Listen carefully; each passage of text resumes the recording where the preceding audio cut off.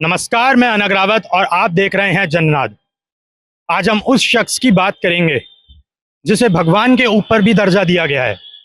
आज हम उस शख्स की बात करेंगे जो हमारी नींद पूरी करने के लिए अपनी नींद बुला देती है। हम उस शख्स की बात करेंगे जिसकी याद हमें हर पल आती है, चाहे हम दर्द में हो, परेशानी में हो या फिर कोई खुशी का पल हो। जी हाँ, मैं बात कर रहा हूँ माँ की। आज है मदर्स डे। आज वो दिन है जब छोटे बच्चे अपनी मम्मियों के लिए गिफ्ट्स लाते हैं, फूल लाते हैं।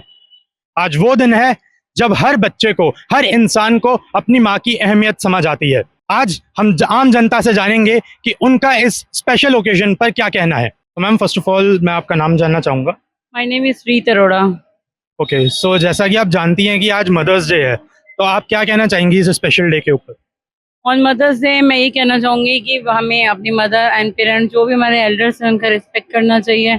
मोस्टली आज स्टूडेंट्स में, आई एम ऑल्सो टीचर, मैं ऑब्जर्व कर रही हूँ कि बच्चे और सब इस स्टेप को नहीं कर रहे हैं। तो then after marriage that's also, तो we should respect to our parents and others also and love to my parents also. अच्छा, कुछ पेरेंट्स की ये कंप्लेन रहती है एंड स्पेशली मदर्स की कि जब बच्चे बड़े हो जाते हैं तो उनको ऑर्फनेजेस में भेज दिया जाता है एंड यहाँ पे वृद्धाश्रम में भेज दिया जाता है। तो ये सब गलत चीज़ें जो हो रही हैं, इसके पीछे आपको क्या रीज़न लगता है और ये कंट्रोल में कैसे आ सकती हैं? इसमें ये मेन रीजन ये है कि मदर जो मतलब सन है वो तो मदर से बिलोंग करता ही है, बट अगर बच्चा ही, बेटा ही अगर मदर की केयर करना चाहेगा तो नेक्स्ट उनकी जो वाइफ होगी वो सभी स्टेप नहीं ले पाएगी। इसलिए मदर को भी आजकल सारी जैसे LICs हैं या फाइनेंशियली स्ट्रॉन्ग रहना चाहिए, जिससे कि वो आगे जाके एंजॉय करें, क्योंकि नहीं तो वो ओल्ड एज में आ जाती हैं तो वो वीकनेस महसूस करती हैं। बट बच्चे ये सब नहीं कर पाते। इसमें बेटे को बैलेंस बना के रखना चाहिए जिससे कि दोनों को एंजॉय करा सके, क्योंकि ओल्ड एज में मदर कैपेबल नहीं हो पाती अपने एंजॉयज को करने के लिए। तो सन को स्टेप लेना चाहिए दोनों में बैलेंस बनाने के लिए, ज्यादा स्मूथली लाइफ चल सकती है उनकी। तो आप कुछ मैसेज देना चाहेंगी आज की जनरेशन को? मैं आज की जनरेशन में यही कहना चाहूंगी कि पेरेंट्स का रिस्पेक्ट करो, जिन्होंने अपने स्ट्रगल करके अपनी पूरी यंग लाइफ को स्पेंड कर दिया है। बट आफ्टर देन ये होता है कि आफ्टर मैरिज भी कह लो, बिफोर मैरिज भी बच्चे अपने एंजॉय इसमें लगे हुए हैं, बट उसे जब रियलाइजेशन होता है तो बहुत देर हो चुकी होती है। उसके बाद देन वो अपने स्टेप को फॉलो नहीं कर पाते। बट रिस्पेक्ट टू पेरेंट्स, क्योंकि वो दोबारा नहीं मिलते, एक बार धरती पे आपको मिले हैं, देन जब वे समय रहते हैं उनकी कदर कर लेनी चाहिए। तो जैसा कि आप जानती हैं कि आज मदर्स डे है, तो इस स्पेशल ओकेजन पे आप क्या कहना चाहेंगी? आज मदर्स डे है तो आज मम्मियों का दिन है, तो उनके लिए कुछ स्पेशल करना चाहिए आज। तो आजकल बच्चे क्या करते हैं कि बड़े हो जाते हैं तो अपने पेरेंट्स को नेग्लेक्ट करते हैं, इग्नोर करते हैं अपनी मदर्स को। तो आप उनको क्या मैसेज देना चाहेंगी? मम्मियों को निगलेक्ट तो मत करो, क्योंकि मम्मी भी मतलब बच्चों की तरह ही होती है। अब उन्हें उतना समझ नहीं है जितना तुम समझते हो, तो उन्हें निगलेक्ट नहीं करना चाहिए। उनको समझने की कोशिश करो या अपने तरीके से समझाने की कोशिश करो तो समझ जाएंगी। तो आपको क्या लगता है कि जो बच्चे अपनी मदर्स की इम्पोर्टेंस नहीं समझते, वो उनको ऐसा क्या करना चाहिए और उनको ऐसी क्या सीख देनी चाहिए कि कैसे वो इम्पोर्टेंस को समझे? जो इम्पोर्टेंस नहीं समझते हैं तो उन्हें आगे चल के फ्यूचर में बहुत दिक्कत भी आती है।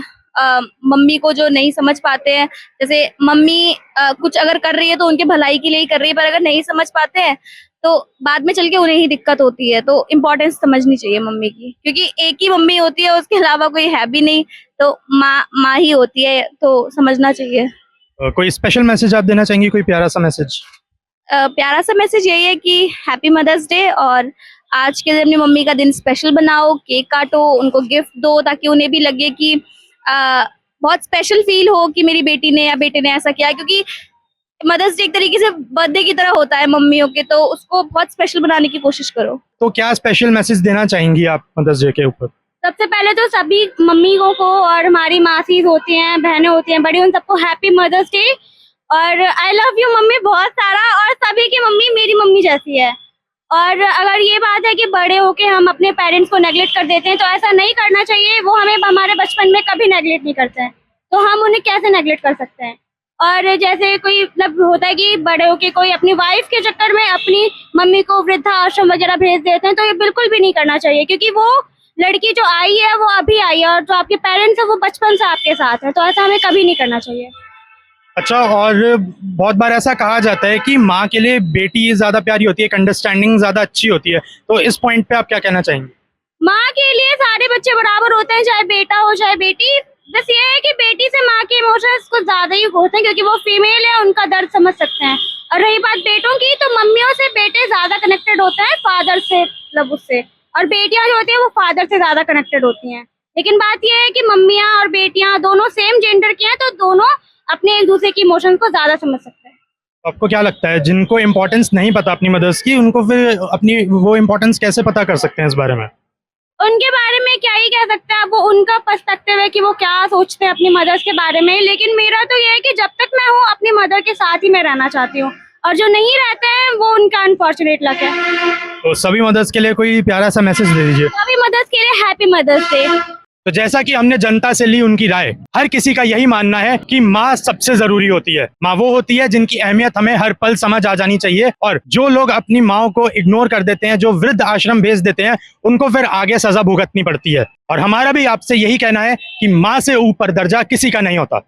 Happy mother's day to all the mothers. Cameraman Dev के साथ मैं अनग रावत, जननाद।